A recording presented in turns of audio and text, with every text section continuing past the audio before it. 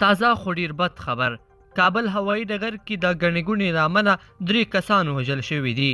په کابل کې د حامد کرزي له نړیوال هوایي ډګر سره د ګڼې ګوڼې له امله شاوخوا 3 کسان وژل شوي دي.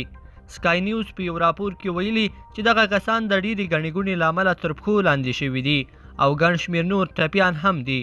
په راپورونو کې راځي چې په کابل کې د هوایي ډګر شاوخوا ته زرګونه کسان راټول شوي دي او هڅه کوي د دغه ډګر له لارې بهرنیو هیوادونو ته ولاړ شي. دوی پر هغو ګنګسو تېروتلي چې ګواکې امریکایي الوتکې خلک بې پاسپورټه او بې ویزې ورسره لیږدوي، خو دا خبرې بې بنسټه دي او د هوایي ډګر شاوخوا یې د زرګونه کسانو ژوند له خطر سره مخ کړی دی.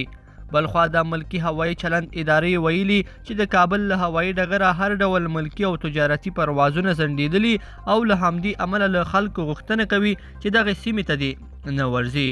بلخوا د طالبانو یو ویان رویټرز ته ویلي چې د کابل هوایي ډګر کې د افغانانو روانه بې عزتي نوره د زغم وړ نه ده او امریکا دې په بیړنۍ توګه په خپل دغه ناکام ماموریت له سره کتنه وکړي. طالبانو ویلي دي که د افغانانو بې عزتي او روانه ګډوډي همداسې دوام وکړي دوی مجبور دي چې خپله لاس په کار شي. بلخوا طالبانو کندهار کې د احمدشاه بابا نړیوال هوایي ډګر ټولو کارکوونکو ته امر کړی چې بیرته ډګر ته راستانه شي او خپلو دندې پیل کړي. ټاکل شوې د کابل هوایي ډګر کې د حالات ښه کېدو سره سم ژر ولایتي پروازونه بیرته پیل شي.